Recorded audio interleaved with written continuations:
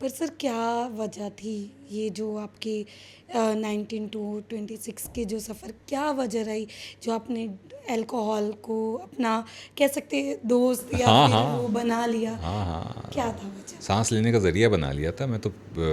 सोते जागते पीता ही रहता था बस।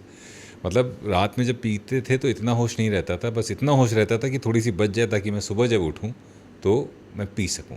ये था लेवल अल्कोहलिज्म का। तो जब कोई मुझसे कहता है कि मैं अल्कोहलिक हो रहा हूँ, 4 दिन से रोज़ ड्रिंक कर रहा हूँ, मैंने कहा भाई अल्कोहलिक शब्द का इस्तेमाल मत करो, वो बहुत ही बुरा शब्द है और तुम सोच भी नहीं सकते कि वहाँ अगर पहुँच गए तो क्या होगा, तो इसलिए don't use that word. But तो ये आलम था। क्या कारण था? इश्क। लेकिन इश्क किसी महबूबा से नहीं, इश्क जो है एक पेशे से, एक प्रोफेशन से इश्क। मैं फ़ौजी बनना चाहता था, मैं आर्मी में जाना चाहता था और शुरू से ही मैंने यही सोचा कि मैंने अपने आप को एक आर्मी ऑफिसर के रूप में ही देखा। तो जब 19-20 साल की उम्र में पहली बार फ़ौज का इंटरव्यू दिया और उसमें फ़ेल हो गया तो मुझे समझ में नहीं आया मैं क्या करूं। तो वो जो इश्क था वो मुझे ले डूबा कुछ समय के लिए और फिर वहीं से चीज़ें बुरी होती चली गई, नहीं संभल पाए। संभलने के लिए एक हादसा लगा मुझे, 7 साल और एक हादसा। तो वो एक फेलियर ने मुझे डिप्रेशन में धकेल दिया। मैं उस एक फेलियर को बहुत पर्सनली ले गया। देखिए, एक अंग्रेजी में कहावत है कि failures are events not person.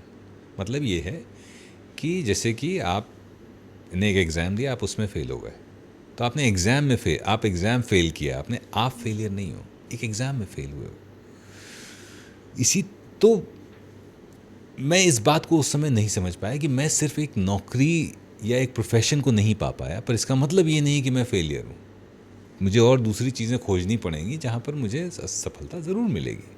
शायद ये चीज़ मेरे लिए नहीं है। उस समय मैं इस बात को नहीं समझ पाया कि some things in life are meant not to be. कुछ चीज़ें होती हैं ना होने के लिए, जी।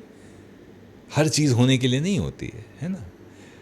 और उस समय मैं लेटिंग गो की पावर को और उसकी महत्ता को नहीं समझ पाया कि कभी कभी चीज़ों को बस जा सिमरन जा जी। कर देना चाहिए, नहीं कर पाया।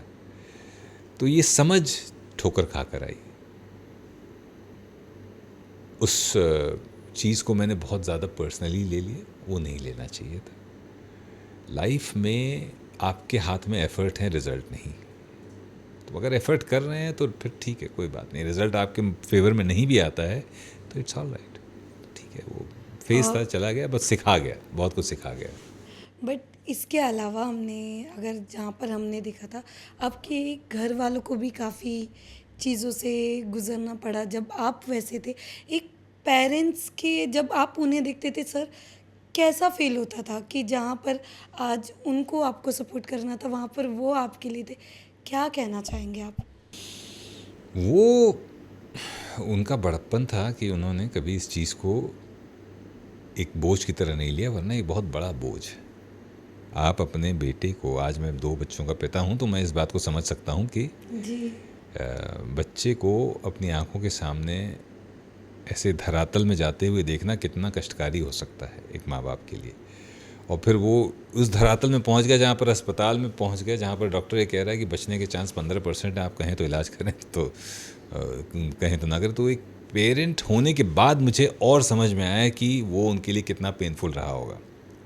कि कभी कहीं से आ रहा है कि अरे तुम्हारा बेटा पी के यहाँ पड़ा हुआ है, कभी कोई कह रहा है कि वो कष्ट मैं समझ नहीं सकता, बट थोड़ा बहुत उसकी समझ अब पैदा हुई है जब बच्चे हो गए हैं, तभी समझ में आ रहा है कि अपना खून जब, उस बात का गिल्ट उस समय भी था कि मैं कुछ कर नहीं पा रहा हूँ, और उस गिल्ट का इलाज मैं और शराब में ढूंढता था। वो एक और कमज़ोरी थी। वो आप गिल्ट में हैं अगर, तो आप इलाज ढूंढिए ना कि ठीक है मैं ऐसा क्या कर दूं कि ये खुश हो जाएं। तो मैं गिल्ट में हूँ और मैं कह रहा हूँ अच्छा मुझे तो कुछ नहीं, ठीक है और पी लेते हैं और पी लेते हैं।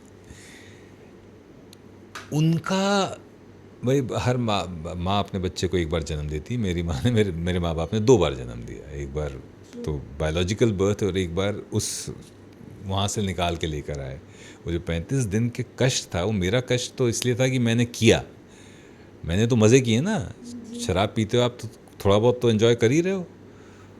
उन्होंने तो कुछ भी नहीं किया, उनकी तो कोई गलती भी नहीं थी, उन्होंने तो सिर्फ भुगता। हमने जो किया उसका परिणाम उन्होंने भुगता।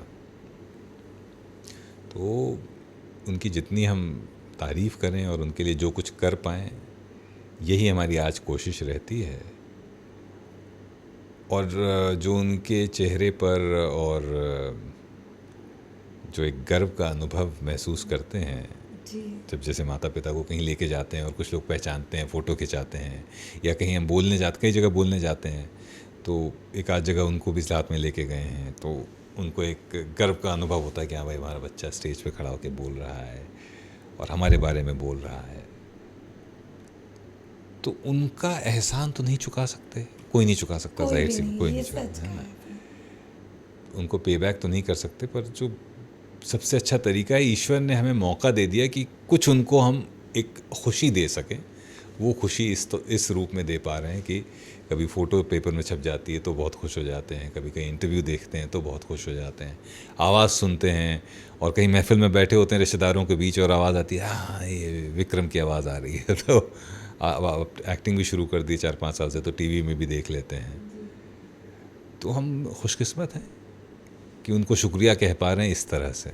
बाकी तो कोई तरीका है नहीं शुक्रिया अदा। उनको शुक्रिया इसी तरह से आप कह सकते हैं कि भाई उनको थोड़ा सा गर्व महसूस हो कि हाँ ये हमारा बच्चा है।